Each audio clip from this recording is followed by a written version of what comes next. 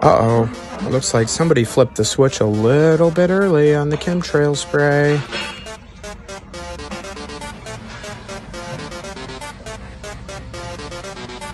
The sad part is, they have openly admitted to spraying our skies. And yet there are people that are just still, even with this video, aligned to what they're doing. Willfully so. Question everything, friends.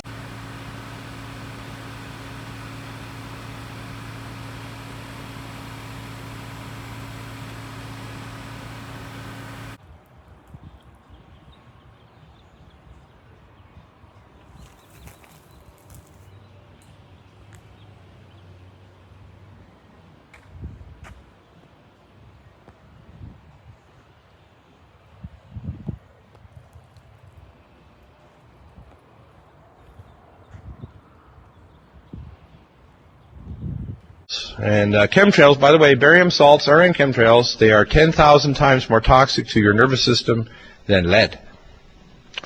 They contain mycobacteria, viruses, Pseudomonas florensis bacteria, human plasma. Wonder what human plasma is doing in chemtrails. And this is not by conjecture. I did a lot of research before I'd ever say this. But these chemtrails are nasty. And there's three reasons for chemtrails. The first is and I talked to my NSA buddies at Fort Carson, Peterson Air Force Base, at Buckley, where I was actually their doctor taking care of the pilots flying and spraying the chemtrails. So I know it's real. If anybody says it's not real, they're full of it. Okay? Because I'm a whistleblower. On the inside, it's not open for discussion. And my NSA buddies told me, 95% of them told me, they were up there trying to spray to reflect the sun out to stop global warming. So most of them are dumb enough to believe that garbage. Okay? And also in the chemtrails, and there's a link directly that Jeff Francis found out, and I'm going to have Dr. Staninger and Dr. Carjou on in about a week on my radio show. And I've done some investigations, and there's very solid evidence now that Morgellons is caused by a silicon-based nanomachine life form that does not originate on planet Earth. Is that not interesting? This is a silicon-based life form that is intelligent like bees or ants, and it fights back. Conversion of the atmosphere into a plasma for weather modification, geotectonic warfare, scalar mind control technologies, the woodpecker, which has been discovered back in the 70s, HARP, the Tetra system in the United Kingdom, Gwen towers in the United States, and the Iridium satellite system connected to the cell towers and the smart highways is all based on not only sending out a signal to track you, but Nokia, which is one of the leading cell companies, has figured out a new way to cut down the need for increasing the amount of signal by 3 to 5 times as many cell phones in the same signal area by beaming the signal directly to you. But they can also, besides the cell signal, they can actually have a biocoded signal to your DNA to affect your physiology and insert thoughts into your mind. And they have this technology today. You want some figures? Okay, latest water test. Tested the rain. 13,100 micrograms per liter of aluminum in the rain in 2013. Normally, it should be 0. So 13,100 is pretty damn much, folks.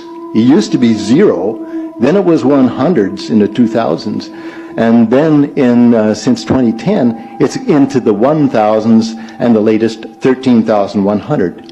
In the snow on Mount Shasta, pristine Mount Shasta, 61,000 feet. No, excuse me.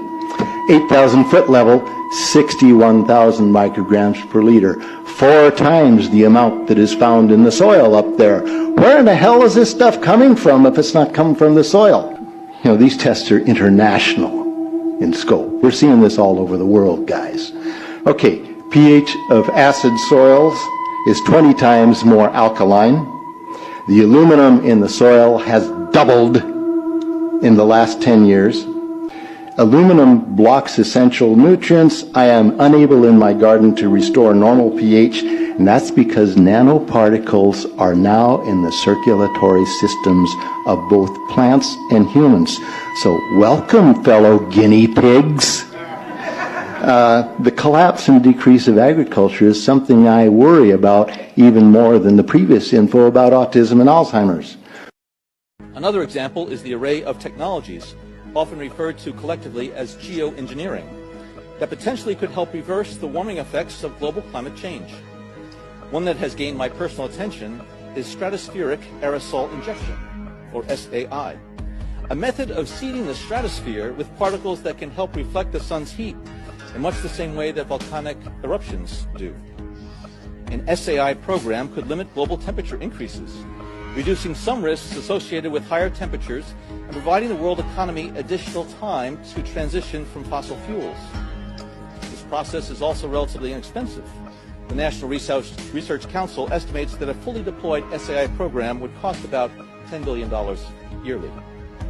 As promising as it may be, moving forward on SAI would also raise a number of challenges for our government and for the international community.